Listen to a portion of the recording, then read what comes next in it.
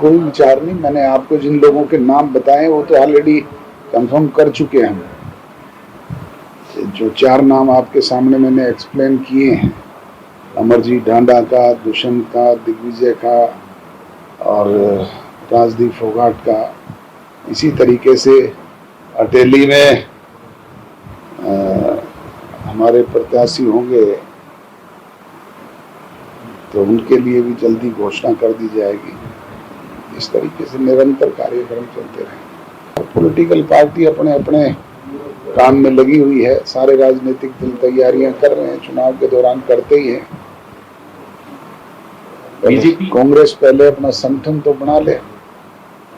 आज तक तो 11 साल में जो राजनीतिक दल अपना संगठन ही नहीं बनाया, जूतियों में खीर बट रही है। अब भी रोजाना अखबारों में पढ़ते तो हैं कि आज लिस्ट जारी हो रही है, कल जारी हो रही है, पर ये सुनते सुनते कान पक्के आपके भी हमारे भी, कब होगी ना जाने पता।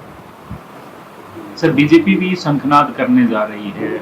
आप 4 अगस्त से और आप गठबंधन में रहे हैं, तो क्या लगता है बीजेपी का और आपका कंपटीशन किस तरीके का रहेगा? क्योंकि वो भी ये बात कहते हैं कि हमने पिछले 5 साल में काम किए हैं, लेकिन दुष्यंत चौटाला कहते हैं कि हमने प्रयास किए हैं हमारे क्षेत्र का विकास करने का। जिसने जो किया है वो जनता के सामने है। हमने जो पीछे चुनाव घोषणा पत्र अपना जारी किया था, उसमें से 90% चुनावी वायदों को कानूनी रूप से हरियाणा प्रदेश में विधानसभा में अमली जामा पहनाने का काम किया है और उनको लागू किया है।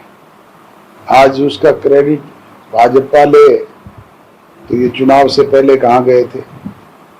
आज ये उन चीज़ों को कभी पंचायत के अधिकार बढ़ाने की बात करते हैं, कभी बैकवर्ड क्लासेस के कोटे में से कोटा देने की बात करते हैं, कभी क्रीमी लेयर में उनकी बढ़ोतरी की बात करते हैं। तो ये सब लोगों की आंखों में धूल झोंकने का प्रयास किया जा रहा है।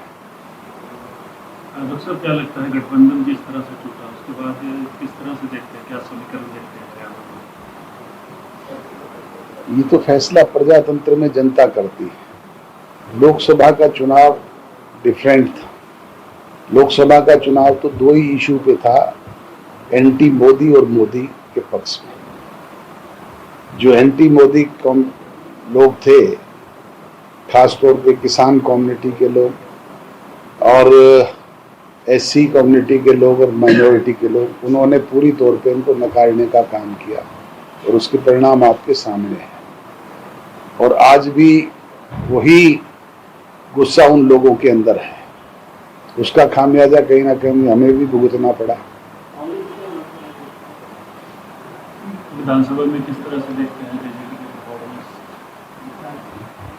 हम अपना काम कर रहे हैं, लोगों के बीच में फील्ड में जा रहे हैं और निरंतर लोगों को अपनी पार्टी की नीति, कार्यक्रम और प्रोग्राम के अलावा जो नए प्रोग्राम लेकर के आएंगे उनसे भी अवगत कराने का काम करेंगे। बाकी निर्णय करना तो प्रजातंत्र में जनता का काम है।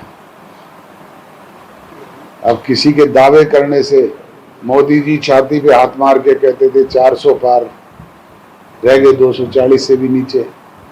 आज भूपेंद्र हुड्डा कहते हैं कि 70 सीटें लेकर के सरकार बनाएंगे।